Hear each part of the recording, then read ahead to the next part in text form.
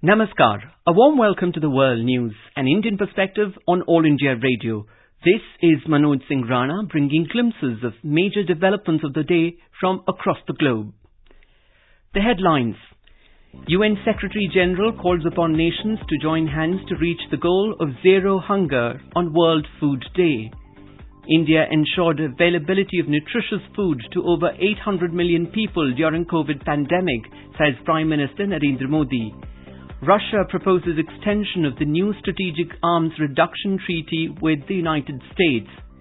Major European powers raise objections to Israeli plans to build over 4,000 new settler homes in the West Bank.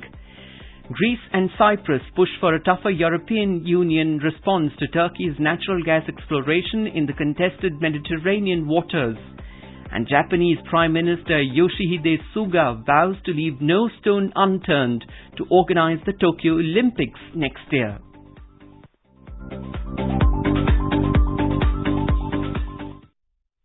We begin with the news on the World Food Day today.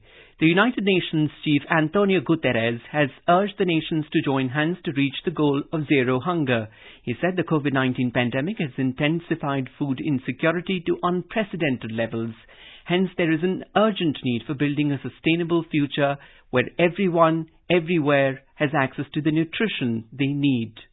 The COVID-19 pandemic has further intensified food insecurity to a level not seen in decades. More than 3 billion people cannot afford a healthy diet. As we mark the 75th anniversary of the United Nations Food and Agriculture Organization, we need to intensify our efforts to achieve the vision of the Sustainable Development Goals. That means a future where everyone, everywhere, has access to the nutrition they need. We need to make food systems more resistant to volatility and climate shocks. We need to ensure sustainable and healthy diets for all and to minimize food waste. On this World Food Day, let us make a commitment to grow, nourish and sustain together. The day marks the 75th anniversary of the United Nations Food and Agriculture Organization, UNFAO. Prime Minister of India, Narendra Modi, released a commemorative coin of 75 Indian rupee denomination on this occasion. He also dedicated 17 recently developed bio-fortified varieties of 8 crops to the nation. The Prime Minister said even when the world was reeling under the corona pandemic, the Government of India reached out to the people in the country and ensured availability of nutritious food to over 800 million people. Finance Minister of India, Nirmala Sitharaman, attended the 102nd meeting of the World Bank Development Committee plenary through video conferencing today. She shared measures taken by India to combat COVID-19, including first stimulus of $23 billion to provide direct cash transfers and food security measures to the poor. Further, $2.03 billion have been committed for strengthening of health infrastructure in the wake of COVID-19 pandemic. The Finance Minister also says that more stimulus was given by a special economic package of $271 billion, which is equivalent to 10% of India's GDP. Russian President Vladimir Putin has proposed that Moscow and Washington extend their new Strategic Arms Reduction Treaty, a START, that expires in February for another year. He also said no new conditions should be imposed.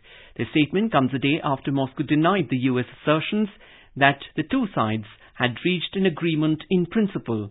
A failure to extend the 2010 pact would remove all constraints on the US and Russian deployments of strategic nuclear weapons and their delivery systems. It has the potential to fuel a post-Cold War arms race and tensions between Moscow and Washington. France, Germany, Britain, Italy and Spain said they are deeply concerned at Israeli plans to build new settler homes in the West Bank. In a joint statement, they said the expansion of settlements violates the international law. It also imperils the viability of a two-state solution to bring about a just and lasting peace to the Israeli-Palestinian conflict. Israel approved more than 1,300 new settler homes in the West Bank this week, bringing the total number of homes in the pipeline to over 4,000. Armenian and Azeri forces engaged in new clashes on Friday. The clashes have cast a shadow over an end to nearly 3 weeks of fighting in the Nagorno-Karabakh conflict zone. Meanwhile, US Secretary of State Mike Pompeo criticized Turkey over the conflict, in which Ankara backs Azerbaijan. He said its stance was worsening the situation in the conflict zone. This zone is internationally recognized as part of Azerbaijan, but populated and governed by ethnic Armenians. This is All India Radio giving you the world news. The world is experiencing rising rates of chronic disease, persistent infectious diseases, and public health failures that have fueled deaths in the COVID-19 pandemic. This has been highlighted in a major global study on human health published in the Lancet Medical Journal on Friday. The Global Burden of Disease Study 2019 analyzed the burden of 369 diseases and injuries on human health in 204 countries and territories in the past 30 years. WHO Chief Dr. Tedros Ghebreyesus cited the report to highlight the increasing incidence of non-communicable diseases around the world and the toll it takes on human lives, especially during pandemics like COVID-19. He called upon all nations to join hands to build robust healthcare infrastructure to fight with future pandemics. Global Burden of Disease report confirms that the world faces a growing crisis of non-communicable diseases. The same conditions that fuel these diseases, including obesity, air pollution, and mental health, also increase the risk of serious illness and death from COVID-19. By taking action on NCDs, we can not only improve health around the world, but also bolster our defenses against future pandemics. Greece and Cyprus pushed for a tougher European Union response to Turkey's natural gas exploration in the contested Mediterranean waters at an EU summit on Friday. This came after Ankara restarted operations of a survey ship it withdrew last month. The EU has so far failed to persuade Ankara to stop exploring in waters disputed by Greece and Cyprus. They even discussed economic sanctions on Turkey. France and Germany said earlier this week that Turkey must revise its stance and stop the explorations in the contested waters. Thousands of Thai pro-democracy protesters chanted anti-establishment slogans in Bangkok, defying a government ban on demonstrations for a second day.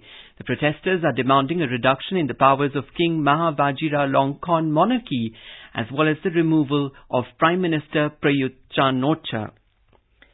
Malaysia's King Al-Sultan Abdullah on Friday called on politicians not to drag the country through more political uncertainty. He urged them to resolve issues through negotiations and constitutional means.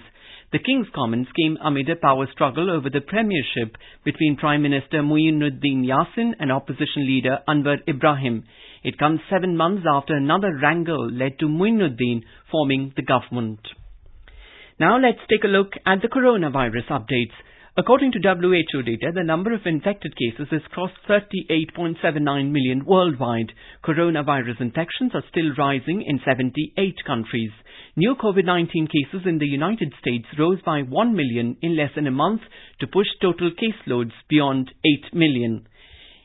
Meanwhile, India has registered a cumulative recovery rate of 87.56%, as only 10.93% of the total reported cases in the country remain under hospitalization or home isolation. Moving on to sports, Japanese Prime Minister Yoshihide Suga vowed on Friday to leave no stone unturned to organize the Tokyo Olympics next year. In badminton, India's PV Sindhu has decided not to return to competitive action this year as she prepares for the Tokyo Olympics. In other development, India's Kidambi Srikanth lost to world number 2 Chao Tien Chen of Chinese Taipei in the quarterfinals of the Denmark Open. India is celebrating the 151st birth anniversary of Mahatma Gandhi. Before we end, let us listen to Vaishnav Jan by artists from Fiji.